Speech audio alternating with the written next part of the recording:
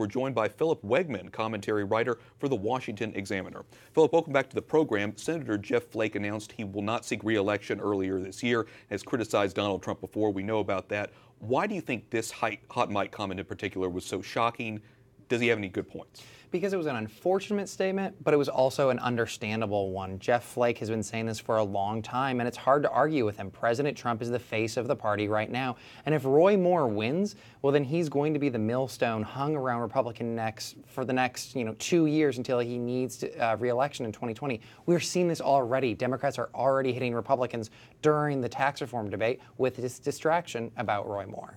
President Trump took to Twitter responding to Senator Flake's comments, and I want to read those as well. Here's what the tweet says. Senator Jeff Flake, who is unelectable in the great state of Arizona, quit race and Democratic polls, was caught purposely on mic saying bad things about your favorite president. He'll be a no on tax cuts because his political career anyway is toast. Do you think President Trump is right? I have no idea why the president has decided to bring Jeff Flake back into the spotlight, especially at a time when he can only lose 2 U.S. senators and still get tax reform across the finish line. There are a handful of other Republicans who are expressing concern about this package, and we have a long way to go. There's no reason to antagonize Flake and miss your last opportunity for a major legislative victory.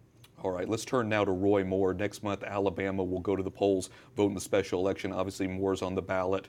What do you think are the political implications in this race for the Republican Party in general? Well, I think that if Roy Moore wins, then Roy Moore is going to stick around and fill out the rest of Jeff Sessions' seat. Like I said before, Democrats are going to take every opportunity to take jabs at Mitch McConnell and the rest of Senate Republicans because Moore is in the Senate. It's going to make it much more difficult to get anything done. The question here is not whether or not these allegations are true. The question is how they are going to play in the political sphere. And right now, based off of that Washington Post report and then the subsequent reporting, it looks really, really bad. This is a distraction that Republicans don't need right now. So let's think of a worst case scenario, Philip. If all of these things hit the Republican Party, all of this stuff, what's the worst that could happen? They lose a bunch of seats? What's the worst case scenario here? Well, if Republicans are not able to win in Alabama, a state that President Trump carried by double digits, well, then the bottom falls out. No one knows what's going to happen come 2018 because we thought that President Trump would be a good indicator of where Republicans could be successful.